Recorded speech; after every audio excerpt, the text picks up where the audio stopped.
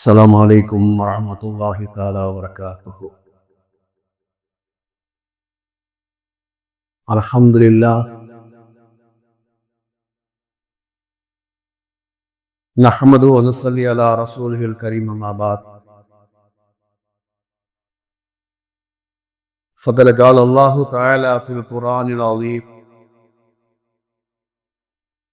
أعوذ بالله من الشيطان الرجيم. بسم الله الرحمن الرحيم. والفجر وليال عشر. صدق الله العلي العظيم. وقال رسول الله صلى الله عليه وسلم: صيام يوم عرفة أحتسب على الله أن يكفر السنة التي قبله والسنة التي بعده، أو كما قال رسول الله صلى الله عليه وسلم. அருளன்பு பண்பில் அளவற்ற உந்தன் திருநாமம் போற்றி துவக்குகிறேன். அல்லாஹ் சாந்தியும் சமாதானமும் சர்தாரே தோஜஹான் ஸல்லல்லாஹு அலைஹி வஸல்லம் அவர்கள் மீதும், அன்னாரின் சான்றுகளை வருவாக பேணி பின்பற்றிய உத்தம சத்திய சஹாபாக்கள், தாபியன்கள், தபா தாபியன்கள், உலகம் மூமின்கள், குறிப்பாக அல்லாஹ்வுடைய நல்லருளை நாடி வந்திருக்கின்ற நம் அனைவரின் மீதும் அல்லாஹ்வுடைய சாந்தியும் சமாதானமும் என்றென்றும் நிலவட்டுமாக. அன்புக்கும் கண்ணியத்திற்கும் உரிய அல்லாஹுவின் நல்லடியாத அருமை சகோதரர்களே, சென்ற வாரத்திலே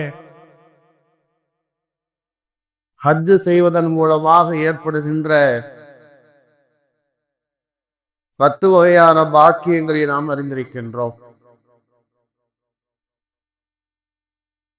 ஹாஜிகளுக்காக பெருமானார் செய்த துஆவை 9வது சிறப்பாகவும், துஆ ஏற்றுக்கொள்ளப்படுகின்ற உயர்ந்த இடங்களை அந்த இடம் பெற்றிருக்கிறது என்பதாக 10வது சிறப்பை நாம் அறிந்திருக்கின்றோம். அதனுடைய தொடர்பில் இன்னும் சில செய்திகள் இருந்தாலும் கூட வரக்கூடிய காலங்களில் இன்ஷா அல்லாஹ் அதை உங்களுக்கு நான் விரிவாக சொல்கின்றேன். இந்த வாரத்திலே உங்களுக்கு சொல்லக்கூடிய தலைப்பு என்னவென்றால், பாக்கியம் நிறைந்த 10 நாட்கள் என்பதாகும்.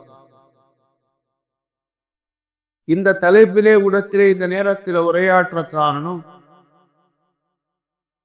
வரக்கூடிய புதன்கிழமை 28ஆம் தேதி அன்று இன்ஷா அல்லாஹ் துல்ஹஜ் மாதம் பிறக்க இருக்கிறது. அது சந்தேகத்துடைய நாள்.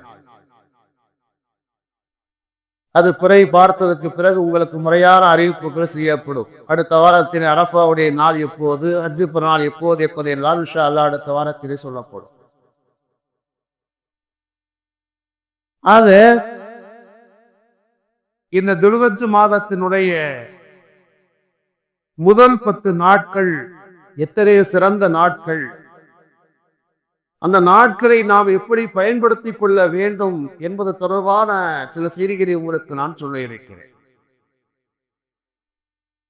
ஏனெனில் உலகம் சார்ந்த சில விஷயத்தை நாம் அவ்வப்போது சொன்னாலும் கூட, மார்க்கம் சார்ந்த வழிகாட்டுதல்களை, வழிமுறைகளை, வணக்க வழிபாடுகளையும் நாம் ஜும்மாவிலே நினைவுபடுத்த கடமைப்பட்டிருக்கின்றோம். இதனுடைய கடைசியிலே பலஸ்தீனை பற்றிய சில செய்திகள் உங்களுக்கு நான் சொல்லுவேன். அல்லாஹு தஆலா தன் திருமறையிலே 89வது ஆயத் சூராவினுடைய முதல் 2 வசனங்களிலே அல்லாஹ் கூறுகிறார், வல் ஃபஜ்ரி, ஃபஜ்ருடைய நேரத்தின் மீது சத்தியமாக, வலயாலின் அஷ்ரில், 10 இரவுகள் மீது சத்தியமாக என்று அல்லாஹ் கூறுகின்றார். ஃபஜ்ருடைய நேரத்தை அல்லாஹ் சத்தியம் செய்வதற்கு பல்வேறு காரணங்களை அறிஞர் பெருமக்கள் கூறுகிறார்கள். அதிகாலை நேரம் என்பது இந்த உம்மத்துக்காக வேண்டி பெருமானார் ஸல்லல்லாஹு அலைஹி வஸல்லம் அவர்கள் பரக்கத்துக்காக துஆ செய்த ஒரு உயர்ந்த நேரம். ஃபஜ்ருடைய நேரத்திலே எழுவதும் அதனுடைய தொழுகையை நிறைவேற்றுவதும் மிகப்பெரிய பாக்கியங்களாக இருக்கிறது. கடந்த வருடங்களை உங்களுக்கு நான் சொல்லி இருக்கிறேன். அதிகாலையிலே எழுதல் பரக்கத்தை பெற்று தரக்கூடியது.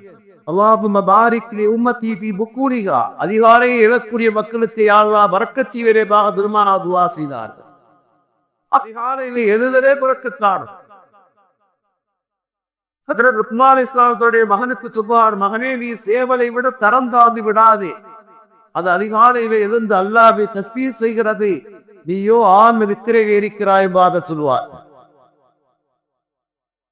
17 தொழுகையை நிறைவேற்றுவது மிகப்பெரிய பாக்கியமான பெருமானார் சொல்வார், மன் ஸல்லா ஸலாத்த சுப்ஹி ஃபஹுவ ஃபீ திம்மத்தில்லாஹ்.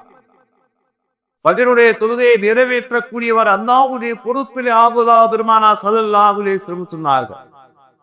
ஃபஜ்ருடைய தொழுகைக்கே 10 சிறப்புகள் இருக்கிறது. வாய்ப்புகள் இருக்கிற நேரத்தில் இன்ஷா அல்லாஹ் சொல்லலாம். துஆ செய்யுங்கள். ஆயுசுக்கும் ஆபியத்துக்கும் இந்த பள்ளியிலே நிரந்தரமாக பணியாற்றுவதற்கும் துஆ செய்யுங்கள். வாய்ப்புகள் இருந்தால் உங்களுக்கு நான் சொல்கிறேன். கூறுகிறார் மலையாளின் அஷ்ரி 10 இரவுகளும் இது சத்தியமாக என்று அல்லாஹ் தஆலா கூறுகிறார். இதை பற்றி செய்தியை தரங்களுக்கு நான் இப்போது சொல்ல இருக்கிறேன். 10 இரவுகளும் மீது சத்தியமாக என்று அல்லாஹ் தஆலா கூறுகிறார். முதலிலே விளங்க வேண்டும், அல்லாஹ் தஆலா சத்தியம் செய்து சொல்கிறார் என்று சொன்னால் அது எவ்வளவு மிக முக்கியத்துவம் வாய்ந்ததாக இருக்கும். பொதுவாக நம்முடைய மார்க்கத்திலே தேவையில்லாம சத்தியம் செய்வதை அல்லாஹ்வே தடை செய்கின்றார். அல்லாஹ் சொல்வார், தேவையில்லாம சத்தியம் செய்யாதீர்கள் என்று அல்லாஹ் சொல்லுவார். மிக நிர்பந்தமான நேரத்திலே தான், மிக முக்கியத்துவமான நேரத்திலே தான் சத்தியம் செய்ய வேண்டும். மார்க்கத்தில் எப்போது சத்தியம் செய்ய அனுமதி தெரியுமா? ஒரு விஷயத்தை நாம் சொல்லக்கூடிய விஷயத்தை உண்மைப்படுத்துவதற்காக சத்தியம் செய்யலாம். அது மிக உண்மையான விஷயம், முக்கியமான விஷயம் என்பதற்காக சத்தியம் செய்யலாம்.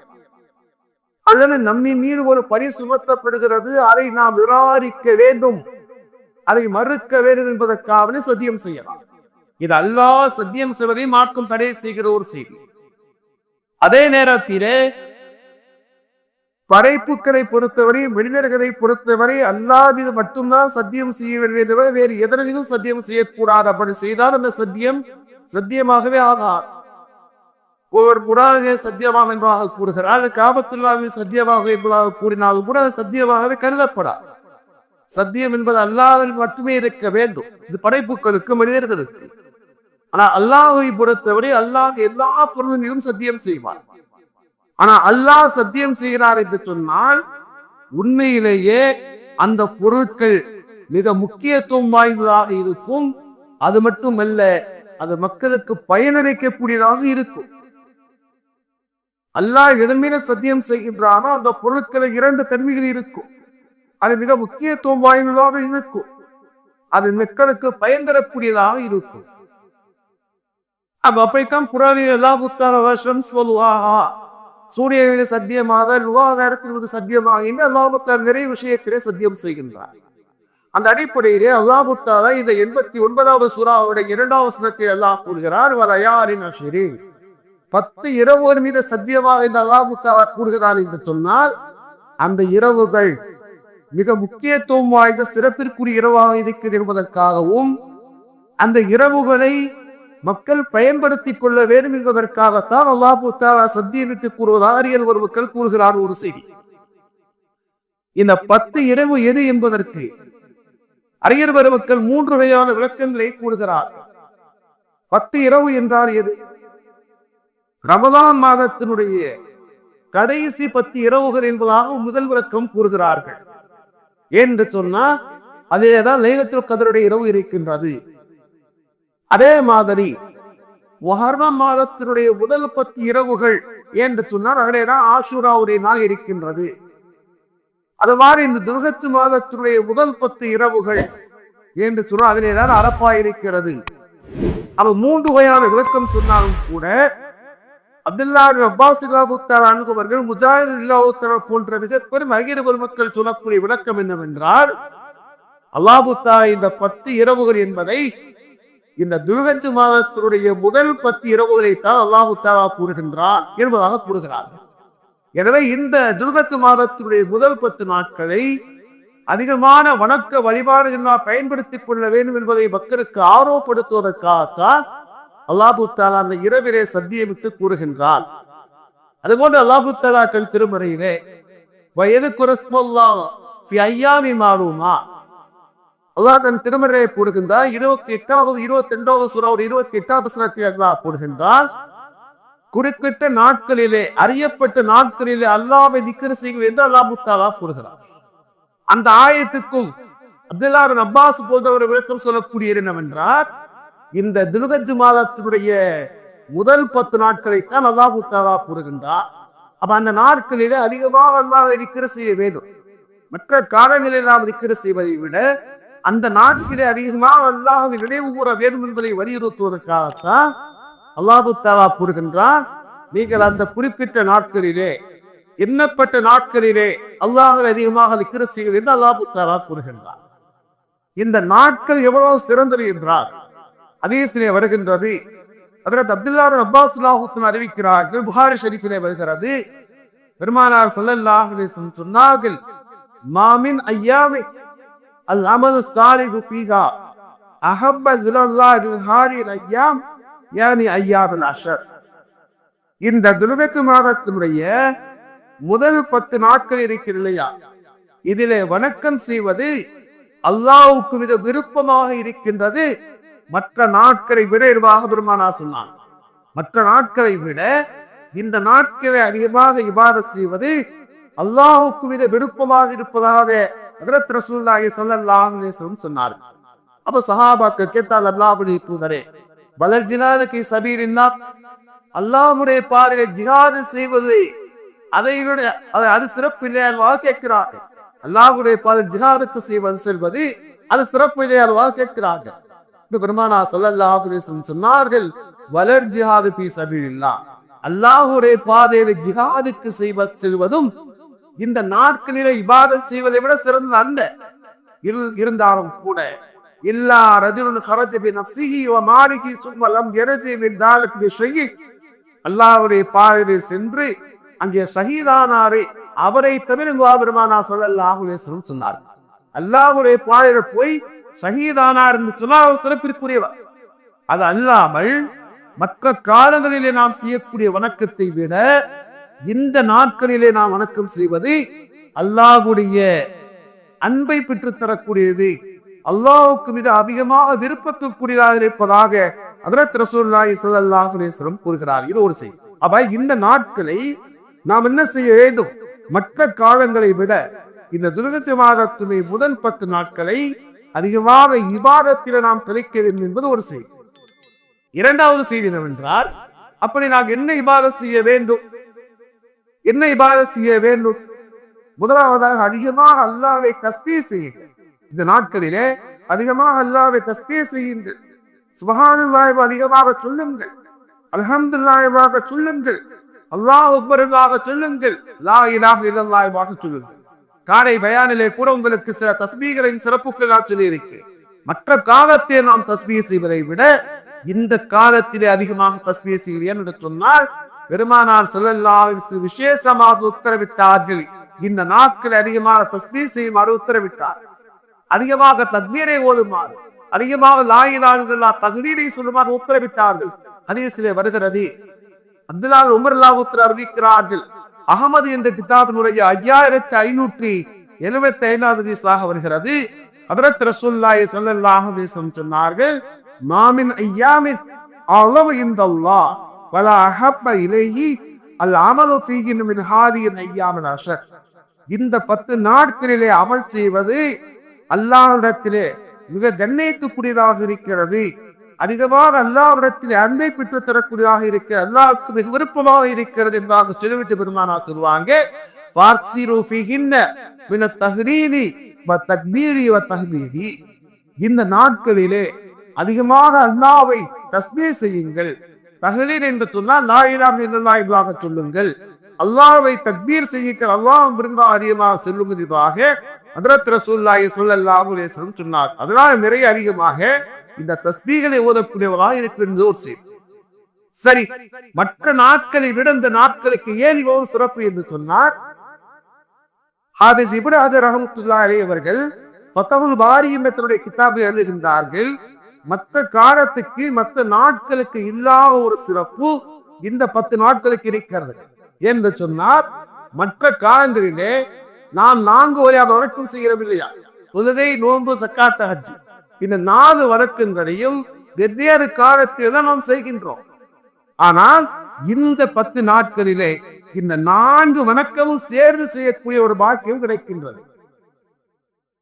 தொழுகின்றோம், பொதுவாக தொழுந்தாலும் கூட என்ன செய்கின்றோம்? ஈதுல் அல்ஹா என்ற உயர்ந்த ஒரு தொழுகையை நாம் தொழுகின்றோம், உண்டு. நோன்பு வைக்கிறோம், அதே நேரத்தில் அரஃபா என்ற உயர்ந்த ஒரு நோன்பை வைக்கின்றோம். அரஃபா நோன்பு எப்படிப்பட்ட உயர்ந்தது தெரியுமா? அபூ கத்தாதா அறிவிக்கிறார், ஹதீஸ்ல முஸ்லிம் ஷரீஃபிலே வருகிறது, கடந்த ஓராண்டு வரக்கூடிய ஓராண்டு 2 வருடத்தினுடைய பாவத்துக்கான பரிகாரம் பெருமானா ஸல்லல்லாஹு அலைஹி வஸல்லம் சொன்னார். அரபாவுடைய நோன்பு 2 வருடங்களுக்கான பாவங்களுக்கான மன்னிப்பீர்வாக சொன்னார். ஆஷுராவுடைய நாளையிலே நாம் 2 நோன்பு வைக்கின்றோம். அந்த 2 நோன்பு வைத்தால் கடந்த ஓராண்டுடைய பாவத்தின் பரிகாரமாக பெருமானா சொன்னார். ஆனா அரபாவுடைய ஒரு நோன்பு இருக்கின்றையா, அது எப்படிப்பட்டது என்று சொன்னார், ஓராண்டு முந்திய ஓராண்டு பிந்திய ஓராண்டு 2 வருடங்களில் ஏற்படுகின்ற பாவத்திற்கான பரிகாரமாக பெருமானா ஸல்லல்லாஹு அலைஹி வஸல்லம் சொன்னார்கள். கூறுகிறார்கள், இந்த நாட்கள் மிக உயர்ந்த நாட்களாக இருக்கிறது என்று சொன்னார். அதில் ஈதுல் அல்ஹா என்ற ஒரு உயர்ந்த தொழுகை இருக்கின்றது. அதே மாதிரி அரஃபாவுடைய நோன்பு என்பது இருக்கின்றது. 3வதாக சொல்கிறார்கள், சதக்கா இருக்கிறது. சதக்கா என்று சொன்னால் மற்ற தர்மங்களை விட குர்பானிக்காகவே நாம் செலவு செய்கின்றோம் இல்லையா, அப்படிப்பட்ட ஒரு உயர்ந்த ஒரு செலவு அது இருக்காது. ஹதீஸிலே வருகிறது, ஹஜ்ரத் ரசூலுல்லாஹி ஸல்லல்லாஹு அலைஹி வஸல்லம் சொன்னார்கள், இந்த 10 நாட்களே ஒருவர் செய்கின்ற சதக்கார் செய்கின்ற செல்வத்திலே, அவர் செய்கின்ற செலவுகளிலே குர்பானிக்கு செய்கின்ற செலவை விட சிறந்த செலவு இல்லைங்க பெருமானா சொன்னார். அப்ப குர்பானி என்ற உயர்ந்த ஒரு வணக்கம் நிறைவேற்றப்படுகின்றது. அது மாதிரி ஹஜ்ஜும் நிறைவேற்றப்படுகிறது. ஹஜ்ஜினுடைய உயர்ந்த ஹஜ்ஜினுடைய முக்கியமான நாட்கள் எது? விலகத்தை பிற 8, 9, 10 இதான் முக்கியமான நாட்கள். 11, 12 என்பதெல்லாம் அந்த சைத்தானுக்கு நல்லறிவது மட்டும்தான். அப்ப அந்த ஹஜ்ஜினுடைய அமல்கள் இருக்கிறதாக இந்த நாட்கள் எவ்வளவு சிறந்த நாட்கள் என்று சொன்னால், மற்ற காலத்திலே இல்லாத இந்த 4 வணக்கங்களையும் சேர்ந்து செய்கின்ற பாக்கியத்தை பெறுவதாக கேளுகிறார். அதாவது இந்த நாட்களை நாம் எப்படி பயன்படுத்துறோம் அப்படின்னா, முதல் நாளுக்கு சொல்றது மாதிரி நிறைய தஸ்பீகள் சொல்லுங்க, தக்பீர்கள் சொல்லுங்கள், லா இலாஹ இல்லல்லாஹ் சொல்லுங்கள் வருகிறது. வரலாறு எழுதுகிறார்கள், துமரே ஃபாரூக் அன்பவர்கள், அது அபூ ஹுரைரா போன்றவர்கள் எல்லாம் கதை வீதிகளுக்கு சென்று சத்தமாக தக்பீர் சொல்வார்களாம், மக்களுக்கு நினைவுபடுத்துவதற்காக. இவர்கள் சொல்வதை பார்த்து மற்றவர்கள் தக்பீர் சொல்வார்கள். அதனால நிறைய செய்யுங்கள், அதிகமாக தஸ்பீஹ் செய்யுங்கள், தக்பீர் சொல்லுங்கள். அதாவது துமரே ஃபாரூக் அன்பவர்கள், அது அபூ ஹுரைரா போன்றவர்கள் எல்லாம் கதை வீதிகளுக்கு சென்று சத்தமாக தக்பீர் சொல்வார்களாம், மக்களுக்கு நினைவுபடுத்துவதற்காக. இவர்கள் சொல்வதை பார்த்து மற்றவர்கள் தக்பீர் சொல்வார்கள். அதனால நிறைய செய்யுங்கள், அதிகமாக தஸ்பீஹ் செய்யுங்கள், தக்பீர் சொல்லுங்கள். முதலாவது வணக்கம். 2வது வணக்கமாக நாங்கள் இந்த நாட்களே துரஜமானத்துடைய பிறை பிறந்ததிலிருந்து அரபா வரைக்கும் பெருநாள் வேண்டிக்கு நோன்பு வைக்க கூடாது. இந்த 9 நாட்கள் இருக்கிறதா, இந்த 9 நாட்களிலே 9வது நாள் அரபா பெருநாள் நோன்பு வையுங்கள். அது அல்லாமல் மற்ற நாட்களே உங்களால் எவ்வளவு முடியுமோ அந்த அளவுக்கு நாட்களை நோன்பு வையுங்கள் என்று சொன்னால், நம்முடைய முன்னோர்கள் அந்த 9 நாட்களுமே நோன்பு வைக்கக்கூடிய வளர்ச்சியுடைய தான். அதான நம்மால முடிந்த அளவுக்கு இது சிறப்பிற்குரியதுதான். அந்த வணக்கத்தை நாம் செய்யப்படுவதாக இருக்கிறது என்று சொன்னார் வருகின்றது. இது எவ்வளவு சிறந்த நாட்கள் என்று சொன்னார். நம்முடைய முன்னோர்கள் இந்த 9 நாட்களையும் மிகப்பெரிய பாக்கியமாக கருதினார்கள். அனஸ் இப்னு மாலிக் எல்லாவற்றையும் சொல்கிறார்கள், கான யுகாது ஃபி அய்யாமில் அஷ்ரி பிகுல்லி யௌமின் அல்ஃப யௌம். இந்த 9 நாட்களிலே 8 நாட்களை நாங்கள் எப்படி கருதுவோம் என்று சொன்னால் மற்ற காலத்தினுடைய 1000 நாட்களுக்கு சவாக கருதுவோம். அந்த 8 நாட்களையும் ஒவ்வொரு நாட்களையும் 1000 நாட்களுக்கு நாங்கள் சமமாக கருதுவோம். அந்த அளவுக்கு நாங்கள் முக்கியத்துவம் கொடுத்து வணக்கம் செய்வோம். அரஃபாவுடைய நாளை பொறுத்தவை வயோம அரஃபா யஸரத்தி ஆலாஃபி யௌமின், அரஃபாவுடைய நாளை 10,000 நாட்களுக்கு சமமாக நிகராக நாங்கள் கருதி அதை வணக்கம் செய்வதாக கூறுகிறார்கள். அப்படி நம்முடைய முன்னோர் என்ன செய்தார்கள் அப்படின்னா அந்த நாட்களை மிகப்பெரிய பாக்கியமாக கருதினார்கள். அதனால அதை என்ன வணக்கம் செய்ய முடியுமோ அந்த அளவுக்கு செய்தார்கள். அதனால என்ன செய்ய, முதலில் தக்பீர் சொல்லுங்கள், இரண்டாவதாக அதை நோன்பு வையுங்கள். என்று சொன்னால் அந்த நாட்களை நோன்பு வைப்பு மிகப்பெரிய பாக்கியமாக இருக்கிறது. அதே ஷரீஃபிலே நிறைய செய்திகள் வருகிறது. ஹஜ்ரத் ரசூலுல்லாஹி ஸல்லல்லாஹு அலைஹி வஸல்லம் அவர்கள் அந்த நாட்களை நோன்பு வைப்பதை பற்றி சிறப்பித்து சொன்னார்கள். அதே மாதிரி அந்த இரவுகளிலே நாம் புலக்கூடியவராக இருக்க வேண்டும், இரவிலே இபாதத் செய்யக்கூடிய மக்களாக இருக்க வேண்டும். இதுல நான் அறிவிக்கிறா பெருமானா சொல்லுவாங்க, கியாமுல் யௌமின் லைலத்தி மினாபி கியாமுல் லைலத்துல் கத்ரி, அந்த நாட்களிலே இரவிலே வணக்கம் செய்வது என்பது லைலத்துல் கத்ருடைய இரவிலே வணக்கம் செய்த நன்மையை பெற்று தருவதாக ஹஜ்ரத் ரசூலுல்லாஹி ஸல்லல்லாஹு அலைஹி வஸல்லம் கூறியதாக கூறுகிறார். அதனால இரவே நம்ம முடிந்த அளவுக்கு என்ன செய்ய வேண்டும், இறை வணக்கத்தில் ஈடுபட வேண்டும். பகல் காலத்தில் நாம் என்ன செய்ய வேண்டும், நோன்பு வைக்கக்கூடியவராக இருக்க வேண்டும். இது மிகப்பெரிய முக்கியத்துவமாக நாவாக இருக்கிறார். இது ஒரு செய்தி. அதே மாதிரி இந்த நாட்களிலே அதிகமாக அல்லாஹ்விடத்திலே துஆ செய்யுங்கள். இந்த நாட்களிலே அதிகமாக அல்லாஹ்விடத்திலே துஆ செய்யுங்கள். ஏனென்று சொன்னால் இந்த நாட்கள் அல்லாஹ்விடத்திலே மிகப்பெரிய பாக்கியமான நாட்களாக இருக்கிறார். அதிகமாக நாம் துஆ செய்ய வேண்டும். அதிலும் குறிப்பாக நான் உங்களுக்கு இப்போது சொல்லக்கூடிய செய்திகள் என்று சொன்னால், பலஸ்தீன் மக்களுக்காக அதிகமாக நீங்கள் துஆ செய்யுங்கள். இருக்கிற மக்களுக்காக நீங்கள் நிறைய செய்யுங்கள். என்று சொன்னால் இப்போது அவர் எவ்வளவு பெரிய நெருக்கடியில இருக்கிறார் என்று சொன்னால், எவ்வளவு பெரிய நெருக்கடியில இருக்கிறார் என்று சொன்னால் எழுதுகின்றார்கள். அதாவது 14,000 குழந்தைகள் தன்னுடைய உயிருக்காக போராடி கொண்டிருக்கிறார்கள். ஐநாசரை கூறுகிறது 48 மணி நேரத்துக்குள்ளாக அவருக்கு தேவையான மருந்துகள் கிடைக்காவிட்டால் 14,000 குழந்தைகள் இறக்கக்கூடிய வாய்ப்பு இருப்பதாக கூறுகிறது. இருந்தாலும் கூட அவருக்கான அடிப்படை வசதிகள் தடை செய்யப்படுகிறது. சில நாடுகளுக்கு எதிர்ப்பு தெரிவித்தாலும் கூட அதை எதிர்த்தாரா எதிர்த்து என்ற நாடும் செயல்படவில்லை. அதற்கு அந்த நாட்டுக்கு எதிராக இஸ்ரேலுக்கு எதிராக பிரான்ஸ், அது மாதிரி பிரிட்டன், கன்னா போன்ற நாடுகள் எதிர்ப்பு தெரிவிக்கின்றது. ஆனால் அரபு நாடுகள் எல்லாம் ஊமையாகவே இருக்கிறது. இல்லத்தில் அதிகமாக நீங்கள் துஆ செய்யுங்கள். இந்த நேரத்திலே தான் உங்களுக்கு நான் அதிகமாக சொல்ல இருக்கிறேன். அந்த மக்களுக்காக அதிகமாக துஆ செய்யுங்கள். ஏன்னு சொன்னால் நம்மாட்பை நேரடியாக எதுவும் செய்ய முடியாது. ஆனால் நீங்கள் துஆ செய்யுங்கள், அல்லாஹ் எப்படி வேணால் நடத்தி வைப்பார்.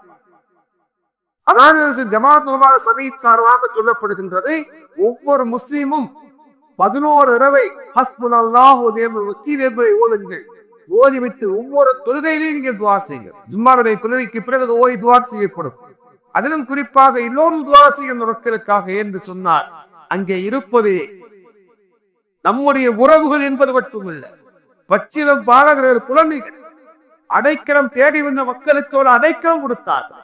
அவர் வருகிற நேரத்திலே சொன்னார்கள், ஜெர்மனியிலிருந்து ஹிட்லரால் விரட்டப்பட்ட நேரத்தில் வருகிற நேரத்திலே சொன்னார்கள், நாங்கள் வீடுகளையும் குடும்பங்களையும் இழந்து விட்டோம், எங்களுடைய நம்பிக்கையை தளர்த்தி விடாதிடமாக சொல்லி ஒரு அறிவிப்பு பலகையோடு வந்து இறங்கினார் ஒரு கப்பலிலே. பாவப்பட்டு பரிதாபப்பட்டு பலஸ்தீன் மக்கள் அவருக்கு அடைக்கலம் கொடுத்தார்கள். ஆனால் இவர்கள் இப்போ என்ன செய்கிறார்கள், அந்த பலஸ்தீன் மக்களை அகதியாக ஆக்குகிறார்கள். நான் அதிகமாக அல்லாஹ்விடத்திலே துஆ செய்யும் மக்களுக்காக வேண்டி ஒரு விஷயத்தை விளங்கிக் கொள்ளுங்கள். துஆவின் மூலமாக எவ்வளவு பெரிய சாதனைகளை நம்முடைய முன்னோர்கள் செய்தார்கள். இப்படி நடக்கும்தான் யோசிக்காதீர்கள். பெருமானார் ஸல்லல்லாஹு அலைஹி வஸல்லம் சொன்னார்கள், உதுல்லாஹ வ அன்தும் மூக்கினுல் இஜாபா, என்னுடைய துஆ ஏற்றுக்கொள்ளப்படும் என்ற உறுதியோடு நீங்கள் தேடுங்கள். அல்லாஹ் தஆலா இந்த உலகத்தில் நடத்தே தீருவான். அல்லாஹ் நடத்தே தீருவான். வரலாற்றில் ஒரு செய்தி எழுதுகிறார்கள், ஹஜ்ஜாஜ் யூசுஃபுடைய காலத்தில் ஒரு கொடுங்கோல் ஆட்சியார் ஒரு தவாப் செய்து கொண்டிருக்கின்றார். தவாப் செய்யும் போது அவருக்கு முன்னாடி ஒரு கண்பார்வைக்கு ஒரு தவா செய்கிறார். அவர் சொல்றாரு, யா அல்லாஹ் எனக்கு கண்பார்வை குறித்து கண்பார்வை குறிப்பதாக அவரத்துல 4வது சுற்றிலே தான் ஹஜ்ஜாஜ் சந்தித்தார். அவர் முதலே பார்த்துக்கிட்டே வந்தார். 4வது சுற்றுல சொன்னாரு, உனக்கு இந்த தவாபு முடியறதுக்குள்ள உனக்கு கண்பார்வை வரணும், இல்லைன்னா ஒரு தலை எடுத்துருவேன்னு சொல்லிட்டார். அவர் ஒரு குடும்ப ஆட்சியார். அவர் சொன்னதற்கான இன்னொரு காரணமும் இருக்கிறது. இவர் ஏனோ தானம் என்று துவா செய்வதற்கு காரணமாகத்தான் அவர் அப்படி ஒரு வார்த்தையை சொன்னார். அந்த நாள் இவர் சொன்னார், யா அல்லாஹ், முதல் எனக்கு கண் பார்வைனா தெரியாம இருந்துச்சு, இப்ப என்னுடைய உயிரே போயிடுவா அல்லா, எனக்கு கண் பார்வை கொடுத்து விடுவாக சொல்லி அவர் அழுது துவா செய்தார். அவர் தவாபை முடிக்கிறதுக்குள்ளாக 3 சுற்றுக்குள்ளாகவே அவருடைய இழந்த பார்வை, தெரியாத பார்வை மீண்டதாக அறிஞர் பெருமக்கள் எழுதுகிறார்கள். எனக்கு நான் சொல்கிறேன் என்று சொன்னால், நாம் துவா செய்வதால் என்ன நடக்க போகிறீர்கள் நினைக்காதீர்கள். நீங்கள் துவா செய்யுங்கள், அல்லாஹ் தஆலா மிகப்பெரிய மாற்றத்தை ஏற்படுத்துவார். ஹஸ்புனல்லாஹ் நியமத்தில் எவ்வளவு பெரிய வார்த்தை தெரியுமா? வரலாற்றில் எழுதுவார்கள், ஆயத்தை அல்லாஹ் தஆலா எப்போது இறக்கி வைத்தார்? அந்த ஆயத்தை நீங்கள் பாருங்கள். அல்லாஹ் தஆலா ஆயத்தை எப்போது இறக்கி வைத்தார்? பத்ர் போர்க்களம் முடிகின்றது, உஹது போர்க்களம் முடிகிறது. உஹது போர்க்களத்திலே சஹாபாக்களுக்கு மிகப்பெரிய தோல்வி ஏற்படுகிறது, மிகப்பெரிய காயங்கள் ஏற்படுகிறது. 70 சஹாபாக்கள் ஷஹீதானார்கள், 70 பேர் காயப்பட்டு போனார்கள். மதீனாவுக்கு திரும்புகிற நேரத்திலே அவர்களுக்கு ஒரு தகவல் வருகிறது. என்ன தகவல் தெரியுமா? அப்போதான் அவருக்கு ஒரு தகவல் வருகின்றது. என்ன தகவல் என்று சொன்னால், மக்காவாசிய ஒரு பெரும் படையை திரட்டி கொண்டிருக்கிறார்கள். அது வதந்தி அல்ல, உண்மைதான். அபூ சுஃபியான் ஒரு செய்தியை சொன்னார், இப்போ அவர் அடிபட்டு இருக்கிறார்கள், நான் இந்த நேரத்தில் போய் அவரை தாக்கினால் மொத்தமாக நாம் அழித்து வருவதாக சொல்லி அவர்தான் ஆலோசனை சொன்னார். பெரும் பெரும் படையவரை திரட்டி கொண்டிருக்கிறார்கள். அந்த செய்தி சஹாபாக்களுக்கு வருகிற நேரத்திலே சஹாபாக்கள் சொன்னார்கள், ஹஸ்புனல்லாஹு நிஅமல் வக்கீல், அல்லாஹ் எங்களுக்கு போதுமானவன், அவன் பொறுப்பேற்று சிறந்தவன் என்ற வார்த்தை அவர் சொன்னார்கள். அந்த வார்த்தை அல்லாஹுக்கு பிடித்து போனது. அல்லாஹ் செய்த உதவி தெரியுமா? எந்த அபூ சுஃபியான் படையை திரட்டினாரோ அந்த அபூ சுஃபியான் சொன்னார், வேணா வேணாம், போர்லாம் செய்ய வேணாம், இப்பதான் பிடிச்சிருக்கோம், பிறகு பார்த்து சொல்லி மனமாற்றத்தை ஏற்படுத்தினார். நீங்க துஆ செய்யுங்க இந்த வார்த்தையை சொல்லி, ஹஸ்புனல்லாஹு நிஅமல் வக்கீல், யா அல்லாஹ் அந்த பலஸ்தீன் மக்களுக்கு நீ உதவி செய், அல்லாஹ்விடத்திலே கேளுங்கள். அல்லாஹ் நாடினால் இஸ்ரேலியர்களுக்கு அல்லாஹ் தஆலா ஹிதாயத்தை கொடுக்கிறான், அல்லது அல்லாஹ் தஆலா அவளை அழிக்கலாம். யாரோ ஒருவர் வந்து உதவி செய்யலாம். யார் உதவி செய்வா யோசிக்காதீங்க. இருக்கிறது சைனா வானத்தில் போடுகிறது. சைனாவில் இருந்து உணவு போட்டு வானத்தில் இருந்து கொஞ்சம் போடுகிறார்கள். அவங்களை ஏற்றி வேறு செய்ய முடியாது. அவ என்ன சொன்னா, நீங்க அல்லாஹ்விடத்திலே துஆ செய்யுங்க, எப்ப நடக்குமாக எந்த காலத்தில் நிராசையாகி விடக்கூடாது. நீங்க அல்லாஹ்விடத்திலே மனவுறுதியோடு கேளுங்க. துஆ எப்படி செய்வதும் தெரியுமா? நம்முடைய உள்ளம் ஒன்று கேட்க வேண்டும். துஆவுக்கான அடிப்படை அது. எப்பொழுதே சொல்வார்கள், துஆ செய்ய நேரத்திலே உள்ளம் ஒன்றை கேளுங்கள். அதாவது மனம், அதாவது எனக்கு நடக்கும் என்ற நம்பிக்கை இருக்க வேண்டும். அதே மாதிரி மனதால் அழுது நீங்கள் கேளுங்கள். அந்த மக்களுக்காக நாம் செய்யக்கூடிய உதவி இதுதான். அதாவது நம்முடைய பிள்ளைகளுக்கு சற்று உடல்நலம் கூறிய குந்தி போனால் நாம் துடித்து போகின்றோமே, அந்த பச்சில பாரதங்கள் படுகொலை செய்யப்படுவது எவ்வளவு வேகமா இருக்கு. மூசா அலைஹிஸ்ஸலாம் சொன்னாங்க, உலக காபத்துல்லாவுக்கு போனாங்க. காபத்துல்லாவுடைய திறவை பொறுத்து ஒரு தெரு செஞ்சார், துஆ செஞ்சார். துஆ செஞ்சு அழுதுன்னு கேட்டார். மூசா அலைஹிஸ்ஸலாம் அல்லாஹ்வை கேட்டாங்க, யா அல்லாஹ், துஆவை ஏற்றுக்கொள்ளக்கூடிய ஆற்றலை இந்த அதிகாரத்தின் இடத்துல கொடுத்திருந்தா நான் இவருடைய துஆ முதல்ல ஏற்றுக்கொண்டிருப்பேன். ஏன்னா எவ்வளவு அழுது கேட்கிறார் என்பதாக, எவ்வளவு அழுகிறார் என்பதாக. அல்லாஹ் தஆலா சொன்னா, ஆனா அருகவு ராஹிபில நிற்க, உன்னை விட நான் இறக்க முடியவன், ஆனால் அவருடைய துஆவை நான் ஏற்றுக்கொள்ளேன் என்று சொன்னான். மூசா அலைஹிஸ்ஸலாத்துக்கு ஆச்சரியம், அல்லாஹ் நீ இறக்க முடியவன் எனக்கு தெரியும், காபத்துல அவருடைய திரையை பிடிச்சுக்கிட்டு கேட்கிறார், அவர் விழுந்து விழுந்து கேட்கிறார், ஏற்றுக்கொள்ள மாட்டேன்னு சொல்றாங்க. அல்லாஹ் தஆலா சொன்னா, அவருடைய உடம்பு தான் இங்க இருக்குது, உள்ளமெல்லாம் அவருடைய ஆற்றுல இருக்குது. அவரோட ஆற்று இடைய ஆடை விட்டுட்டு வந்திருக்காரு. அந்த ஆடமா பத்தவமா இருக்கிறதா இல்லையா அவருடைய சிந்தனை அங்க இருக்கிற நேரத்தில் எப்படி ஏற்றுக்கொள்ளப்படும், ஏற்றுக்கொள்ள முடியுங்கிறதாக கேட்டான். மூசா அலைஹிஸ்ஸலாம் அவர்கிட்ட போய் கேட்டாங்க, ஏன்னா உனக்காக நான் அல்லாஹ்விடத்தில் போய் கேட்டு அல்லாஹ் தஆலா இப்படி சொன்னான்னு சொல்லி அவரை எச்சரிக்கை செய்தார் சொல்வார். எதுக்கு சொல்வார் என்று சொன்னா, நாம் துஆ செய்கிற நேரத்தில் இந்த விஷயங்கள் முக்கியம். அல்லாஹ்விடத்தில் அழுது கேளுங்க. பெருமானார் சொல்வாங்க, ஒவ்வொரு ஃபைலம் தபுக்கு தபாக்கு. அல்லாஹ்விடத்தில் அழுது கேளுங்கள். அழுகை வராவிட்டாலும் கூட அழுவது மாதிரி நடித்து கேள்வா பெருமானார் சொல்லுவாங்க. அதனால நாம் எல்லா மக்களுக்காக ஒரு துஆ செய்யுங்க. குறிப்பாக பலஸ்தீன் மக்களுக்காக வேண்டியா அல்லாஹ், அந்த மக்கள் நிராயுதபாணியாக இருக்கிறார்கள். நீதான் அவருக்கு உதவி செய்ய வேண்டும். எல்லா அரபு நாடுகளும் என்ன செய்கிறது? அமெரிக்காவுக்கும் யூதர்களுக்கும் கிறிஸ்தவர்களுக்கும் செய்த அதிபரடிகளாக இருக்கிறார்கள்.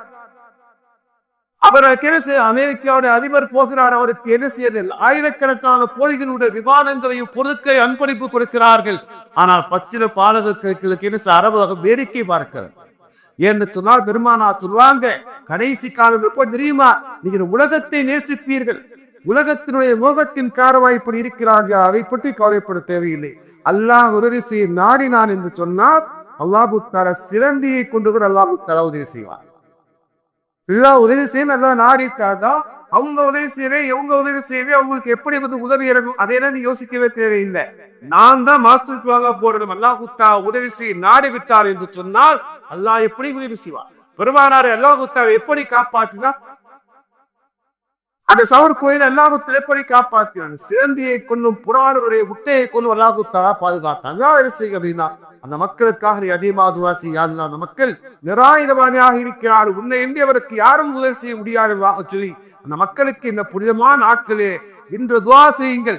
வீட்டில் இந்த பயானை கேட்கின்ற பெண்களும் துஆ செய்யட்டும். நீங்க வீட்டுல போங்க. வீட்டுல போயிட்டு செய்தாங்க இந்த ஹாஸ்பிட்டலுக்கு இந்த வார்த்தையை சொல்லிவிட்டு இந்த மக்களுக்காக துஆ செய்யுங்கள். ஏன்னு சொன்னால் பெருமானார் சொல்லுவாங்க, ஒரு சகோதரனுக்காக மறைவாக நீ துஆ செய்கிற நேரத்திலே அல்லாஹ் தஆலா ஒரு மலக்கை நியமனம் செய்கின்றார். அவர் ஆமீன் என்பதாக கூறுகிறார். வழக்க மிஸ்ரும் எதை பிறருக்கு கேட்டாய் அது உனக்கும் கிடைக்க அவர் கூறுகிறார். நான் பிறருக்காக துஆ செய்கிற நேரத்தில் அல்லாஹ் தஆலா அதன் பரக்கத்தை கொண்டு நம்முடைய வாழ்க்கையின் கஷ்டங்கள் அல்லாஹ் தஆலா நீக்குவான். அல்லாஹ் தஆலா உலகத்தில் வாழ்கிற எல்லா மக்களும் நிம்மதியாக சுபிட்சமாக வாழ்வதற்கு குறிப்பாக பலஸ்தீன் மக்கள் நிம்மதியாக வாழ அல்லாஹ் நல்ல புரிவாராக. அல்ஹம்துலில்லாஹி ரப்பில் ஆலமீன். அஸ்ஸலாமு அலைக்கும் வரஹ்மத்துல்லாஹி வபரகாத்துஹு.